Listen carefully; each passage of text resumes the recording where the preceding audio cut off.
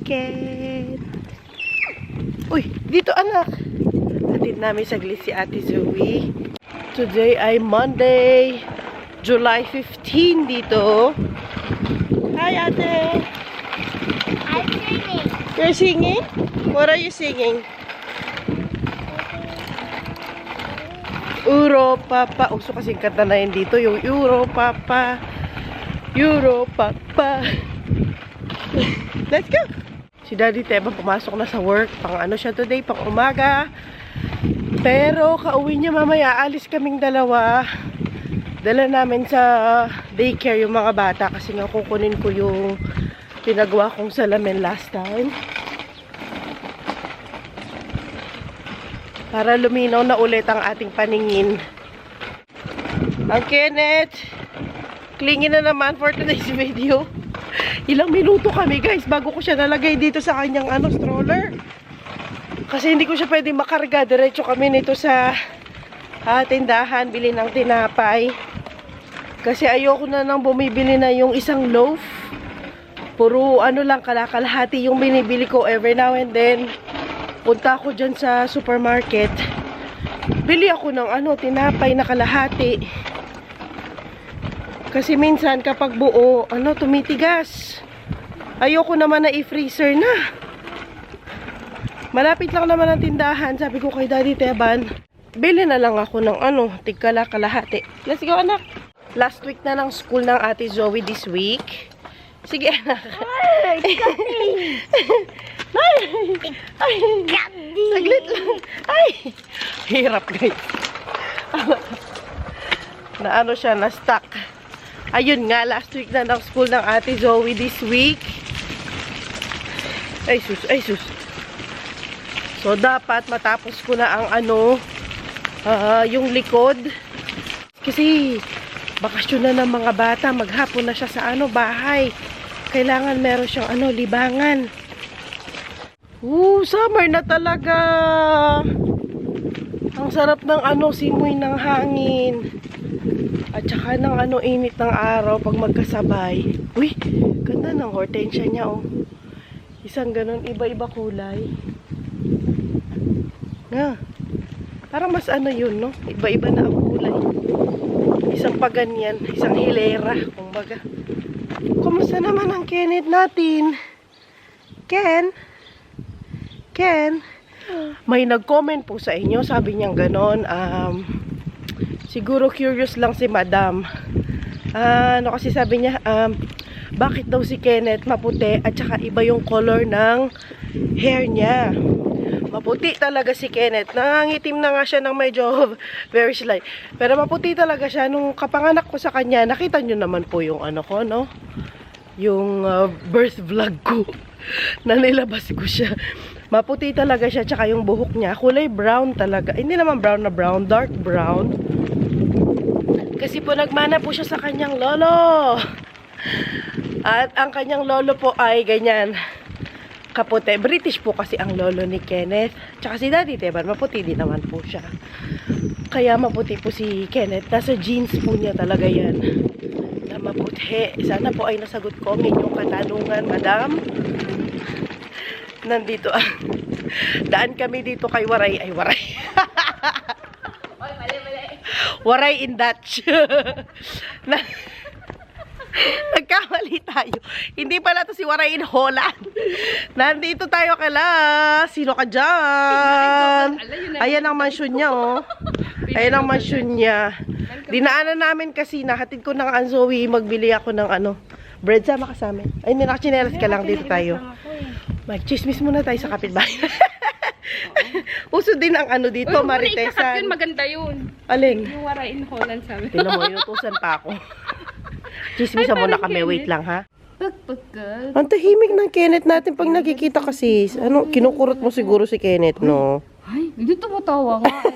Kurut-kurut na ganito. Ay, kurot. Nagatin kasi kami ng kahapon, birthday party. Di ba? Diba? Ang ganda din ng costume mo pa-pink ka. Barbie ang theme. Hindi ako nag-vlog, syempre. Alam niya naman, Sunday is rest day. Ay, hindi ko nga alam kung ipopost ko yun. Kenneth. Wala ko tahimik ng Kenneth natin, guys. Tinitingnan niya yung mga Tinitingnan niya yung pa-flowers mga hortensia. Sa'yo yan tong banda dito? Hindi, yung dating may-ari ng bahay. Siya nagtanim. Sila nagtanim para dun sa... Sa kanya, itong para sa bahay na kanya. to. Kasi matanda na yung nakatira dyan. 85 assess. Alam na. Huwag masyado maingay pag ganyan ang tabing bahay. Pero ang ganda no pagka... Pakita ko sa inyo. Ang mga pabulaklak ni Pinay Double Dutch. diba maganda? Mga pabulaklak ni Pinay Double Dutch. Ang ganda. Kunin mo naman ang iniwan ka na. Grabe si Tanta na iniwan. Ay, pa-schedule ako dyan kasi ano yan, gupitan. Gupitan. Ano yan? Hair, salon. Salon. Kami nga din, papatrim ka? Hindi ako si Kenneth. Kasi mahaba ng hair, ito na yung mga pabulaklak. Ang ganda, meron din siyang hortensia dito. Hydrangea sa atin. Ang May hortensia puti. Hortensia. Diba? Ay, ang ganda din ng kulay, sis. Oo nga, iba-iba nga. Ang gaganda, no? Ganda talaga ng hortensia. Bet na bet ko talagang hortensia pag summer. Ito favorite kong flower kapag summer. Kapag spring naman, tulips, na? Dati naglaligan. Nasa gitna. Wala na. Subscribe na. Ayan tayo, pa-segue. Saan ka nagtanim dito? So, yan yung Oo. bili namin tong bahay. Parang yung bukoy namin. Hiniyakap ko pa nga yan. Na-remember niya. Sana wag uulan kasi mag-grocery kami. Sige, nalis na kayo. Di kasama, biling bread, Meron pa kami dyan. Bili ka pa. Meron tayo kahapon. Ako hindi. Kaya nga, Balot si Meron kahapon. Hindi ko ako nag-adala para sana sa baon ni Teban. Hindi ako nagdala. Yun yung ulamin ko mamaya. Ano na Sharon mo? Ha? Ano na siya? Yung chicken na matamis. Oo, tsaka parang teriyaki. Parang gano'n, yun. Mag-teriyaki na lang pala tayo, nak. Lagyan ko ng broccoli. Perfect. Perfect na Tinapay yan. yan. Hindi talaga siya kumikibusis. Nasa-doubt ka? Kasi iba yung nag-iipon, di ba? Maganda. Siya ba? Di talaga siya Nathan, thank you so much sa yung sapatos. Ay, sponsor. Galing kay Nathan yan, Ang Puma. galing. Wag ka. Oh. Thank you, Nathan. Kasya na ng Kenneth. Sana may mag-sponsor din sa akin. Mag-subscribe na po. Nag-ana po kami ng sponsor. Ito po ang number niya. Lalagay ko dito, 06. Hindi kasi yung mga mga Damit. damit na Oo. kasi si Adeline. Yung mga nasa Netherlands na merong mga anak, anong age ni Adeline? Si 7? 7, pero yung 7 years old. damit says 8-10, ganyan. 8 to 10. Size siya? 100, ano yan? 42 na. 142 daw, guys. Kung nasa Netherlands kayo, at meron kayong anak na, yung ka-age ni Adeline, 142 ang damit. Guys, i-donate nyo na. Kasi dito, 140, wala na. Oo. Kasi malusog. Kasi lumaki ng mga bata, no? Oo, correct. Grabe, Malusog ang ate Adeline now. Kaya mag-donate na po kayo. Ito po ang kanyang address, blah blah blah. Charis lang. Gora na kami. Tama na ang chika. Nakinig lang ang baby. Inom ka muna bago tayo alis. Ang galing naman, kagwapo naman. Try mo nga painumin sis kung inom sa'yo. Wait, pa ganyan pa. Inom Inom na. yung Kenneth. Inom. Inom yung Kenneth. Inom siya. Ay. Ang galing naman. Isa pa. Ready na yan mag-baby. Ready na mag-baby. Ala, Diyos. Ready ka na. Mag-ready ka na sis. Practice ka na kay Kenneth. Ang arte naman dalawang sip-sip lang. Isa lang. Isa pa. Isa-isa lang gusto niya. Kasi ang dami. Ay, madami. Wala nang araw. Pinapaarawan ko pa man din siya. Tara, let's go. Bye na kami sa kachismis. Tapos na ang chismis. Uy, hanggang sa muli, guys. Bye, hanggang sa muli. Bye. May work yan mamaya eh. Sige, matulog ka muna. Alas 10 na. 2 oras kami doon. 1 oras kami doon kay Pinay Double Dutch. Ang ating binata. Na paano na? Sarap na ng upo niya Kenneth. Hi. Na paano ka? Okay. Cook. Nako. Bili na tayo ng bread guys. Ganda no? Ganda ng mga pabulaklak talaga. Ano, bili. Nasa na ba ako? Bili nga tayo ng bread. Nagano lang kami, kumustahan ni Kumaring Ruth. Kasi nga, di pa ako nakakabalik sa work. Tapos yun nga, pinag-usapan namin yung birthday kahapon. Shoutout sa iyo, Liz! Maraming salamat sa pag-invite sa amin. Super enjoy mga bata. Promise talaga, as in. Ang dami ding nakuhang ni Zoe. Mga papremyo niya kasi ang dami niyang pag-games. Ang saya talaga ng mga birthday party kapag mga Pinoy talaga ang mga nagse-celebrate. Bonggang-bongga talaga as in. Yung mga bata, super enjoy. Pati yung mga matatanda, super enjoy. Ayun nga, pinag-usapan namin ni Ruth na nag-enjoy din si Adeline. Kasi nga, first time din ni Adeline na mag-attend ng birthday party dito. Nice! Ganda guys, no? Ibang naman ito, bulaklak. Hindi ko alam anong klaseng bulaklak yan. Para siyang may cotton. Dito tayo niyan. Magle-left tayo. Ito yung simbahan.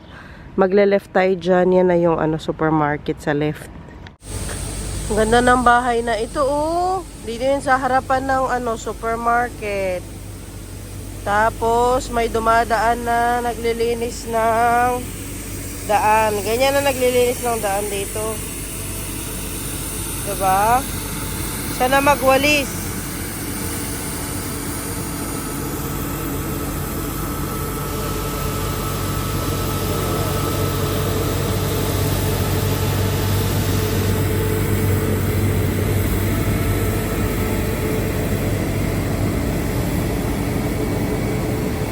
Ito yung mga bread nila, mga freshly baked.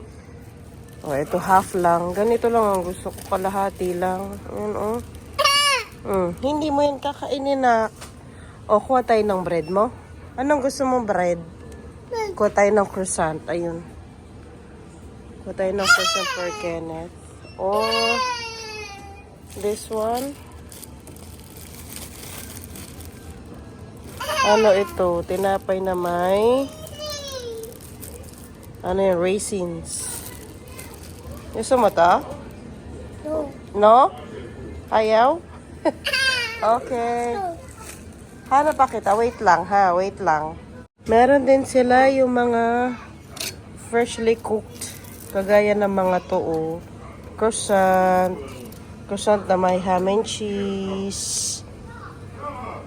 Ayan, croissant na may chocolate. Iba-iba, Meron din sila mga bread na meron ng mga palaman. Bigyan natin si Kenneth ng croissant. Sabihin na lang natin doon. Croissant? Pizza. Gusto niya yung croissant, guys. Balik natin. Sabihin ko na lang doon kumuha akong croissant. Tara. Tapos dito sa gilid, meron din sila mga cake. Ayan kasi yan. Yan ang taga-supply nila ng bread dito. Bakkerberg. Tapos sandamakmak na cheese, guys. Iba-iba, Ito to, goat cheese. Na nakakat parang para sa bread. Naka-slice na. Normal lang na cheese dito. Tapos, may mga cheese na merong spices. Pati yan, Ang dami talagang cheese. Iba-iba.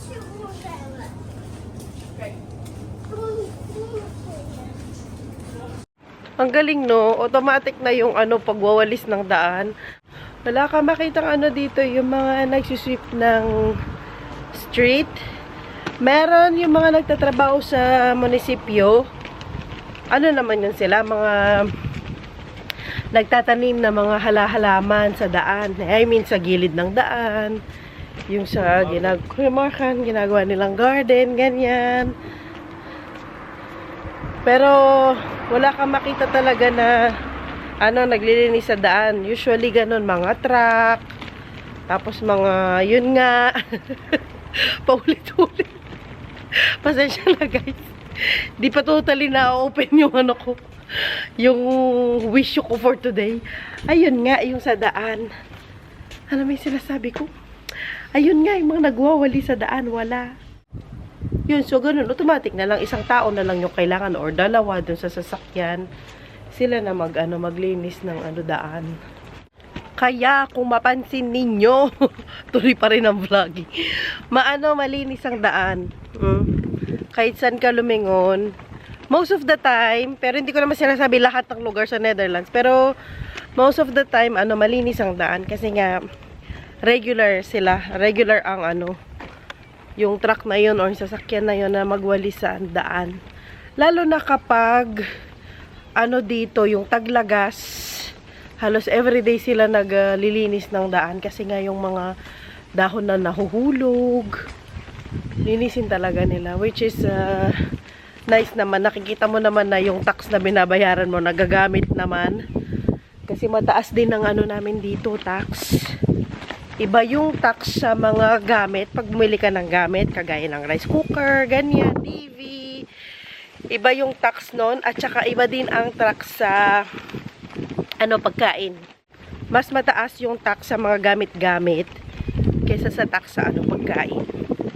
Pero, yan, magkaiba. Hindi lang ako sure kung ilang percent yan. Pero alam ko na yan, magkaiba. Malinis guys, oh.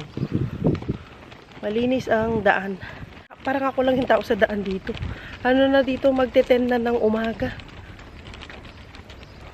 Yung mga nanay pa lang yung gising, yung mga naghatid na mga estudyante. Malinis, oh. Diba? Sabi ko, tinapay lang ang bibilhin ko. Nako. Ano na naman ang mga nabili natin? Nasa bahay na nga kami. At alam nyo na ang routine ng Kenneth kauwi. Kauwi namin kahatid kay ate. Nagpo-fruits talaga ito. Apple tayo ulit for today's video, guys. Oo, inano ko na yan. Minash ko na. Nakakulay mo yung nakakulay mo tong lalagyanan. No. Nakabili nga ako ng tinapay. Ayun, kalahati lang. Yan o. Kasi pag naubos, bili na lang ako ulit doon. Malapit lang naman ang Ay, wag kainin yan, Wag kainin. Groceryhan. Tapos nakabili ako ng blueberries kasi mukhang fresh ang blueberries nila. Wala ng blueberries ang Kenneth natin. Ay, daw. At klingin na naman po siya for today's video. Napaka-handy talaga nito.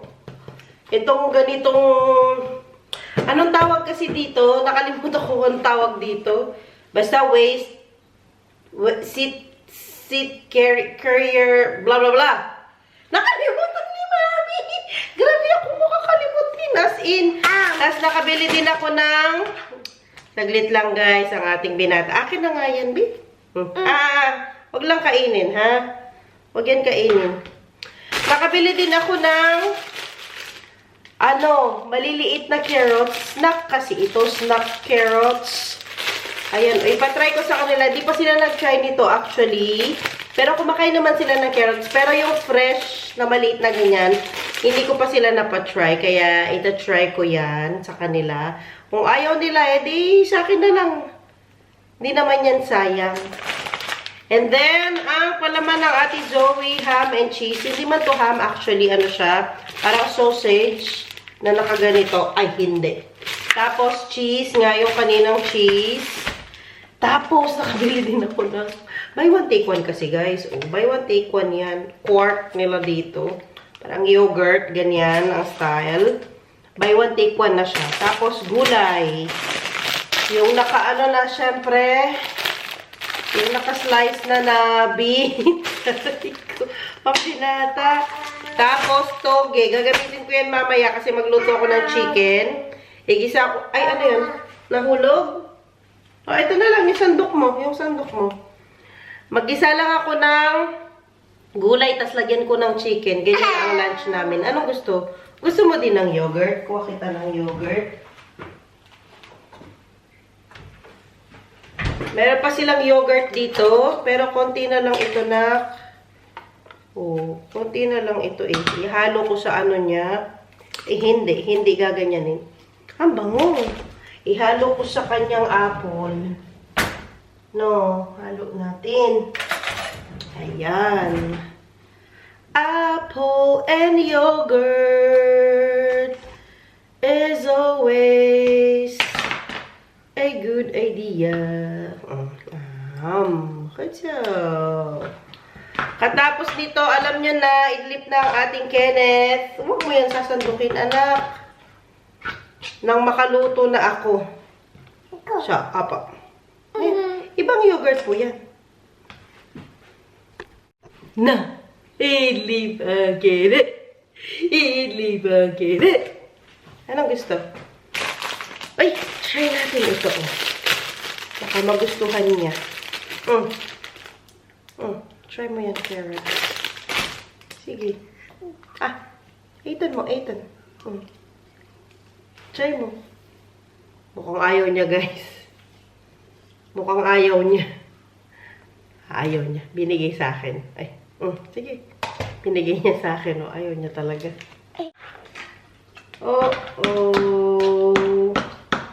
Ang hirap naman, nak. Ba't hindi ka umupo ng maayos? Susme. Susme na lang. Uy, nahulog. Ay, nalagyan ka na sa kamay. Akin na, B. Okay.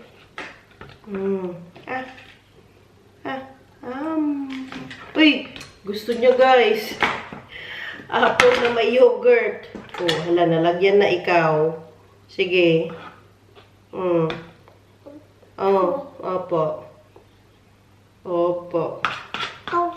Opo. Ano nangyari? Opo, kung.